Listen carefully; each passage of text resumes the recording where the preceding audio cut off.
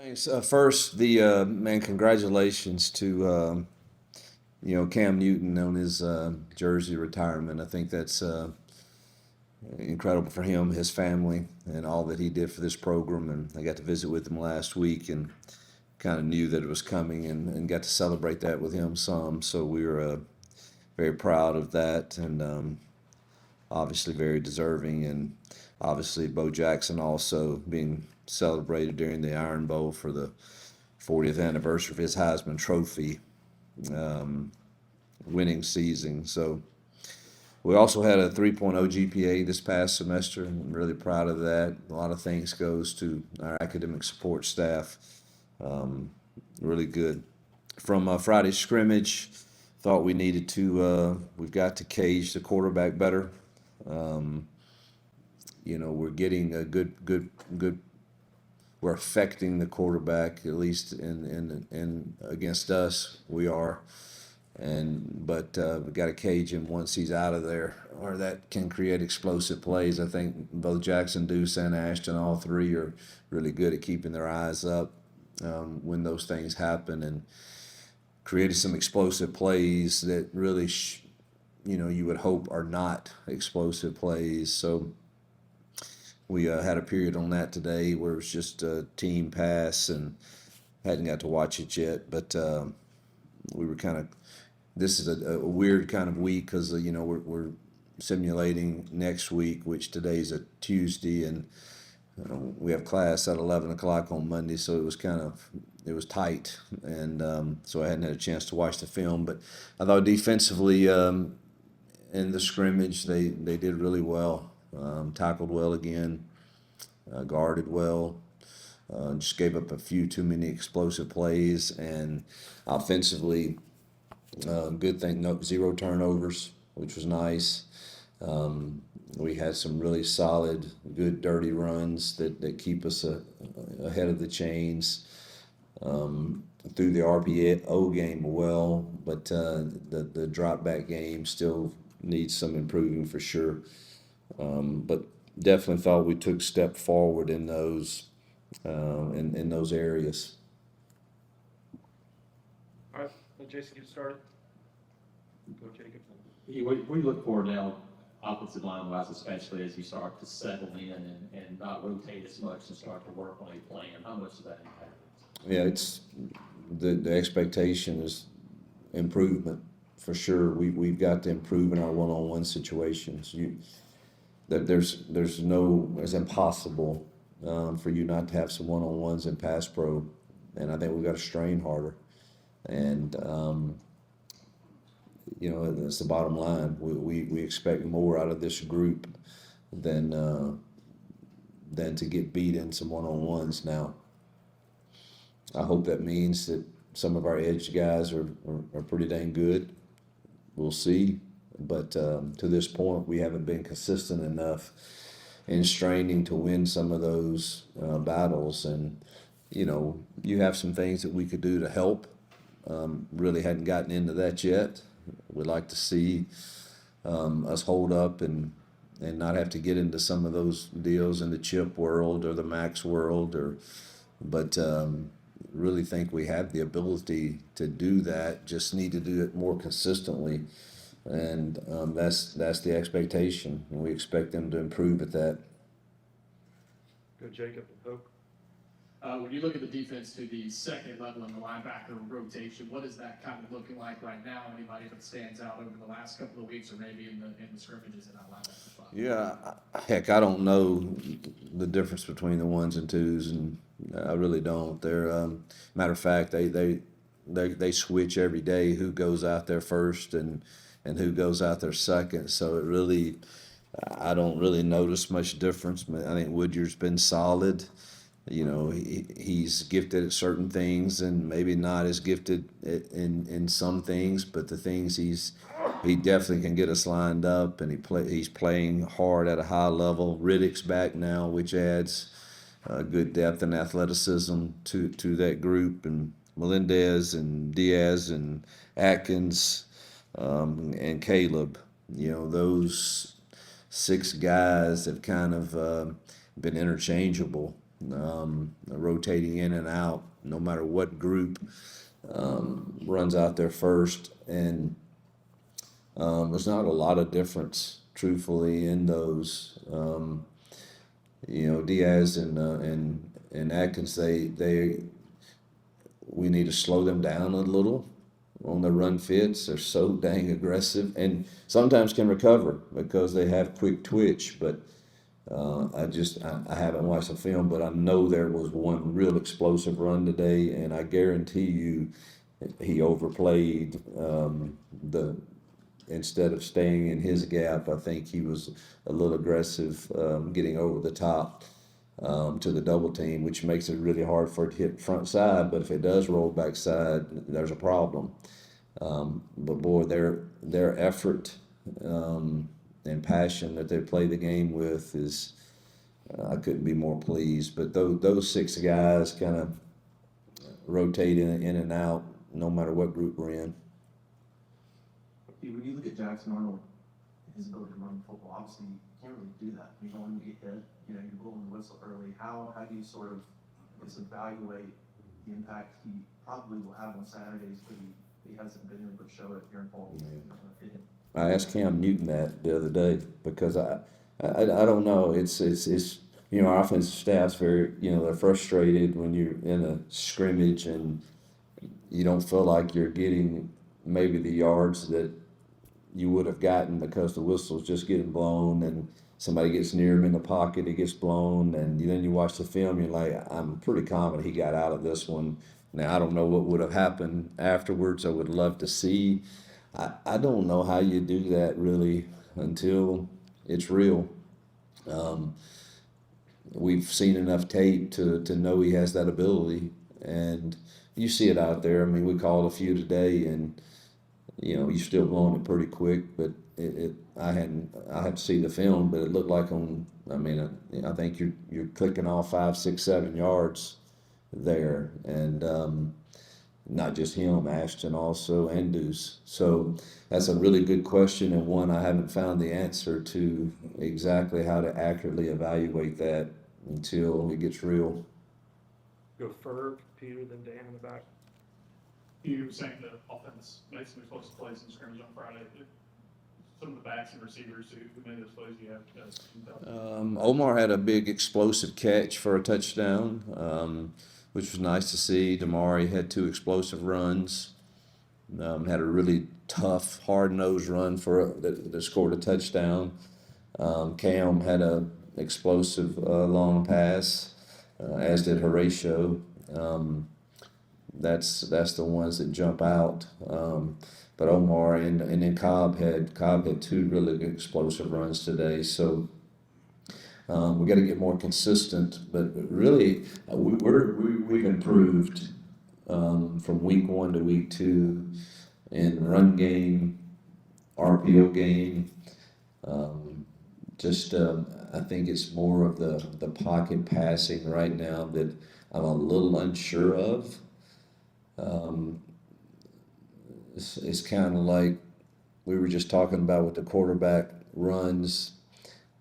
This I hope is I've always felt like this in fall camp. I think it's hopefully harder on the offense than it will be later in games. I mean, let's not kid ourselves. I'm excited about the athleticism of our defense, and we've got to improve even.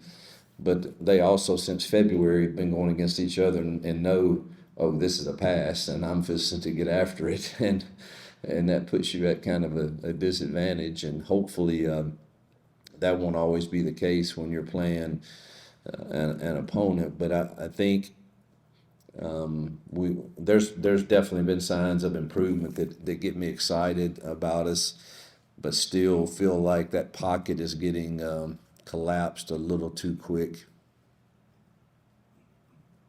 You mentioned it just then with pocket, but where do you want to see those guys most improve, I guess, in that area the next 2 weeks? And then how ready would you say Deuce is, from watching him in camp? He's getting better. I think, as far as sitting in there and making the throw, he's ready. He can do that. there's still things, setting protections is new. And that's kind of an issue, that he still has growth to do in it.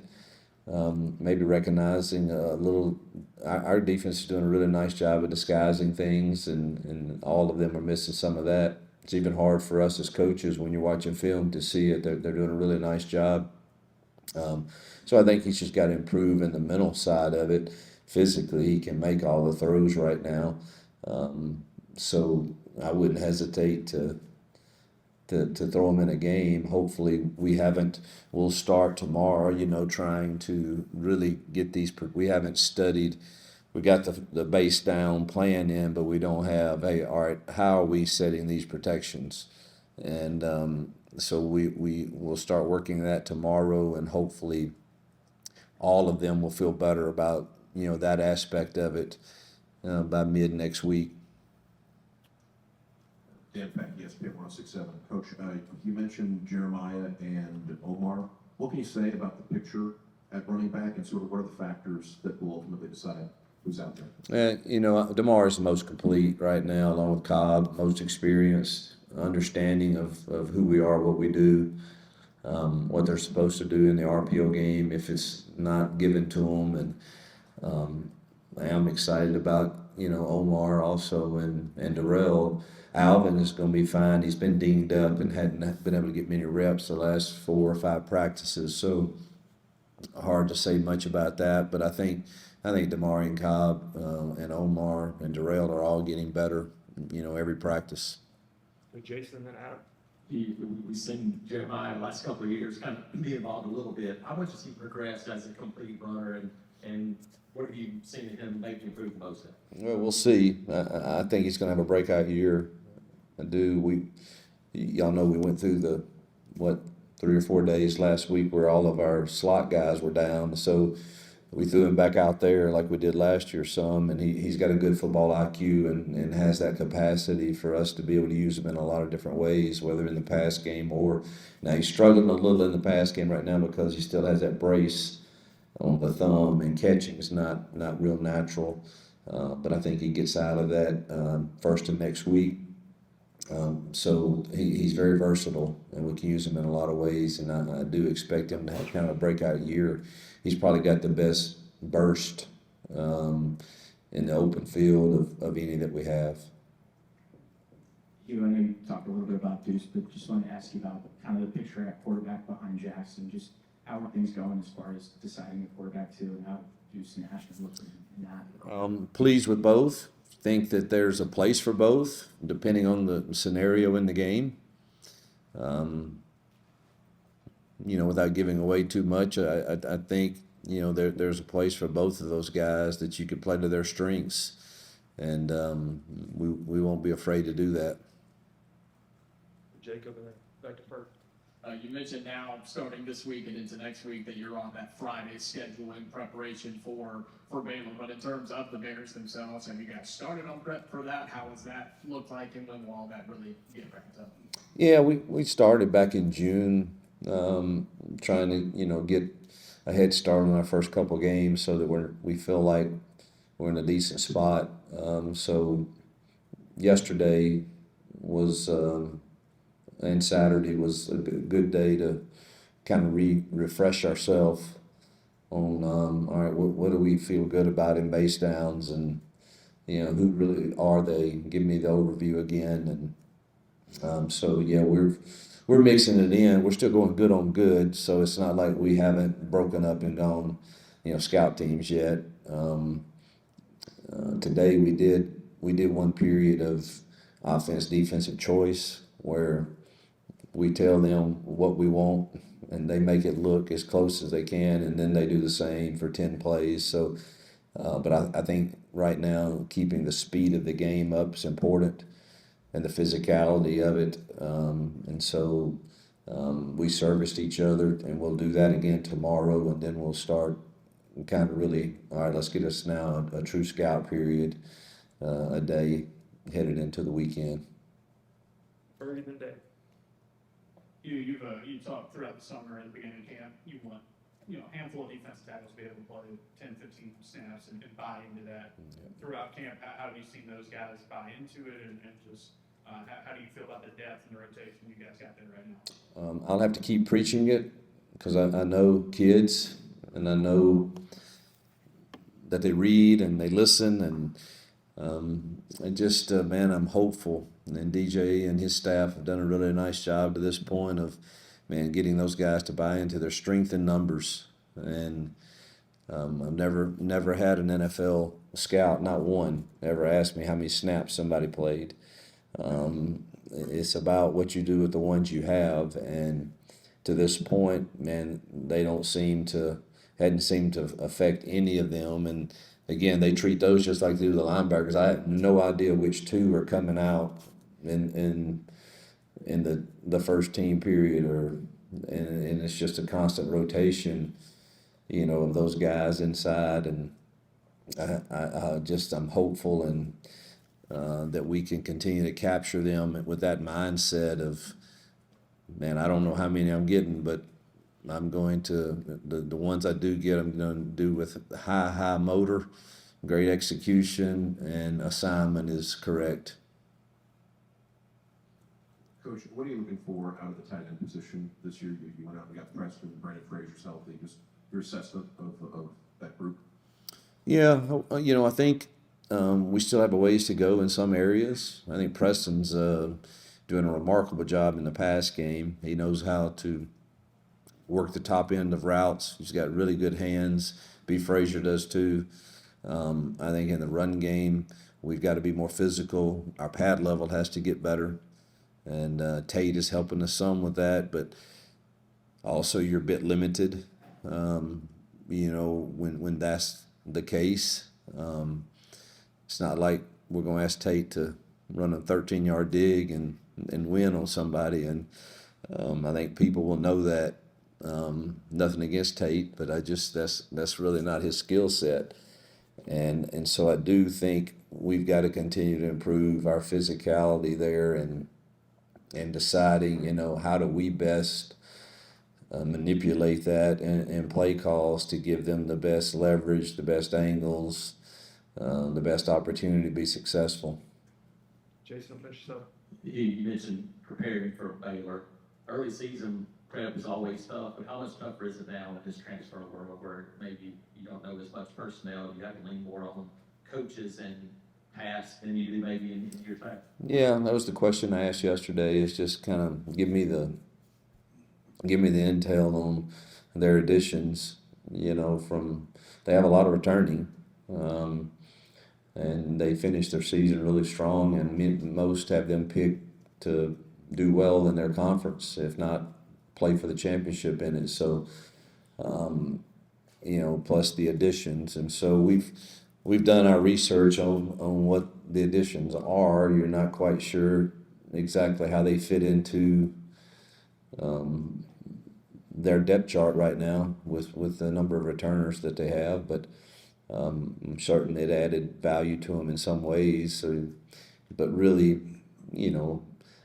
we're not going to change a whole lot offensively from what we've done in the past, and I doubt Dave's going to change a whole lot of what has been really good to him, and he knows what he's doing on the defensive side, and their OC's been around a long time, and he may have a wrinkle here or a wrinkle there, but most of us are going to do what we do, and then we'll have to figure out if you get in the game and you're like, oh gosh, these two guys here, they're war daddies, and we're having a problem, then you've got to make adjustments. But I don't know that you start doing that right now until you kind of plan for who you think they are schematically. All right. Thank you, Coach. Yep.